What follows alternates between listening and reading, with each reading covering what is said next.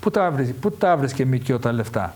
Και γιατί η ΜΚΟ που ήθελε να κάνει έργο κάνουν οι ΜΚΟ, υποτίθεται έτσι, έργο κάνουν, είχε τόσα λεφτά να δίνει στον κύριο Αβραμόπουλο και σε άλλους επιφανείς Ευρωπαίους πολιτικούς 5.000 το μήνα, ή μήπως 5.000 έπαιρνε μόνο ο Αβραμόπουλος και οι άλλοι που λέει ο κύριος Αβραμόπουλος προσφέραν να φιλοκερδώσει τις υπηρεσίες τους, που δεν το θεωρώ. Άρα βλέπουμε ότι οι ΜΚΟ που μαζεύανε χρήματα πληρώνανε παχυλούς μισθούς για τιμητικές θέσεις. Ήθελε δηλαδή, παιδί μου, ΜΚΟ να έχει στο κάδρο εκεί της σελίδας και 5 προσωπικότητες, όπως είναι ο κύριος Αβραμόπουλος, και σκαλοπλήρωνε 5.000 το μήνα.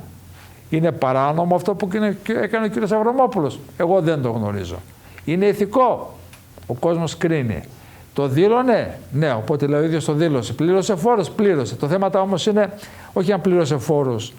Το θέμα είναι αν αυτά τα χρήματα, όπως ισχυρίζονται οι βελγικές αρχές, προέρχονται από εγκληματικό δίκτυο. Και αν αποδειχτεί ότι προέρχονται από εγκληματικό δίκτυο, ο κύριος Αβραμόπουλος θα βρεθεί πραγματικά σε πολύ δύσκολη θέση, φίλες και φίλοι, γιατί οι ξένοι δεν βλέπουν αν είσαι πρωθυπουργός, υπουργός ή επίτροπος. Η δικαιοσύνη βλέπει Γαλλία και το Βέλγιο εκεί κοντά είναι, και σε άλλες χώρες να πούμε ότι μόνο και μόνο που κατηγορήθηκαν κάποιοι ότι έχουν μπλεχτεί σε οικονομικά σκάνδαλα, κατευθείαν φύγανε, παραιτήθηκαν. Υπάρχει τσίπα. Και δεν είναι όπως εδώ με τον Τσίπρα, κυρίες και κύριοι.